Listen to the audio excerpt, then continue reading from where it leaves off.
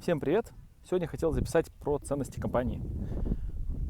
Почему они такие? Потому что во многих компаниях есть ценности, все им должны следовать, или рекомендуется, чтобы люди им следовали. А нигде не сказано почему. Так вот, сегодня хотел записать именно почему нужно следовать нашим ценностям. Вот тут, кстати, классное место тут. Это стопа человека окаменевшая. Кто тут когда-то ступил, стопа со временем окаменела, и теперь тут куча туристов приезжает из других стран посмотреть, как же это окаменевшая стопа человека. Вот. И хотел немножко начать с нашими ценностями. Во-первых, по принятию решений. В многих компаниях постоянно спорят, так делать или не так спорить, так делать или не так делать. И чтобы всем было понятно, что это хорошее решение, очень просто такие эволюционно вывели такие пункты. То есть решение, как правило, совпадает с тем, что самое хорошее. То есть если мы сделать лучше не можем, то, как правило, это решение. Как правило, это хорошее решение. Следующее, когда решение хорошее, оно, как правило, систематично. То есть почему мы хотим, чтобы об этом думали? Потому что каждый раз опять сделал, и вроде кажется, хорошо или плохо. А вот если что-то систематизировал, то это хорошо. Дальше решение, как правило, ты нашел старые ошибки. То есть если ты находишь старые ошибки, значит твое решение хорошее. Очень просто.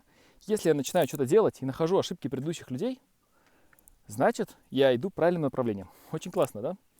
И очень просто понимать, что ты идешь правильно. И, как правило, если ты сделал что-то и исправил ошибки предыдущих людей, значит твое решение, как правило, легко защитить и пустить в реализацию. Дальше ключевая, наверное, одна из наших ключевых вещей – это упрощение. То есть у Лебедева дизайн – это проектирование, а у нас упрощение. Если что-то смог упростить, значит твое решение легко и быстро применится. Очень просто.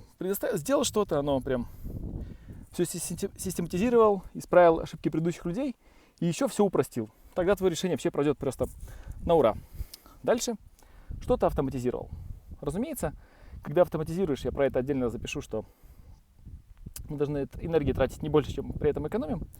Но естественно, что если ты что-то автоматизировал, то, разумеется, такое решение легче реализовать. И вся команда его поддержит. Дальше очень важная вещь, когда, знаете, кто-то предлагает решение, вся команда: ой, это хорошо, это плохо. А тут прям очень классно. Если появляется энергия во время решения, прям у всей команды загораются глаза, все таки вау! Значит, как бы решение правильное. Или, по крайней мере, идем в правильном направлении. А если такие, да, тут надо что-то делать, то, значит, наверное, решение не туда. Дальше очень хороший критерий, когда решение упрощает работу следующих людей. То есть делают систему легче. То есть вы сделали что-то, но после вам работать легче.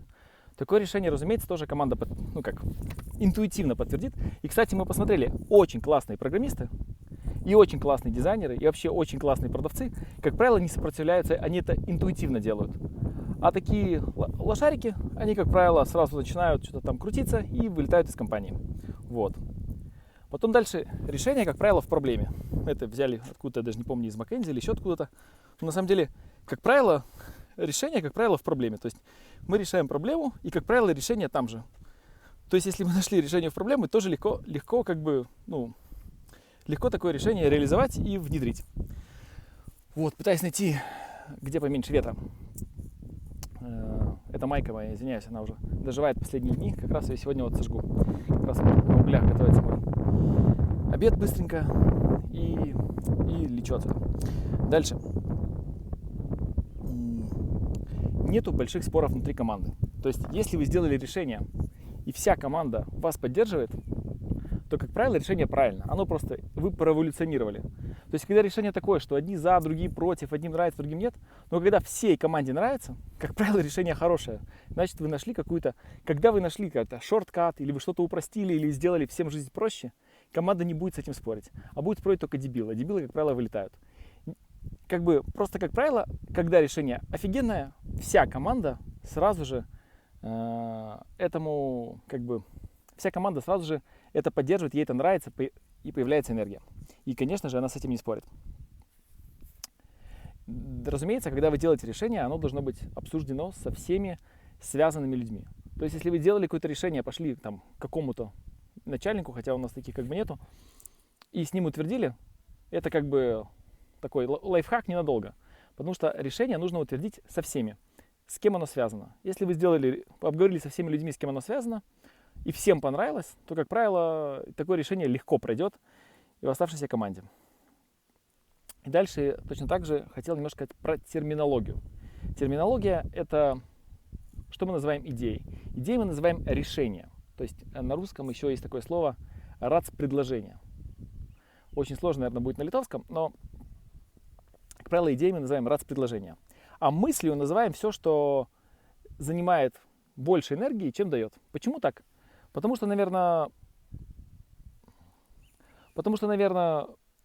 ну, когда говорят, есть идея, это что-то такое позитивное. А когда есть мысль, никто не обижается. То, когда говоришь, твоя идея, извиняюсь, плохая, то люди сразу обижаются. А когда идея, значит, мы называем то, что экономит много энергии.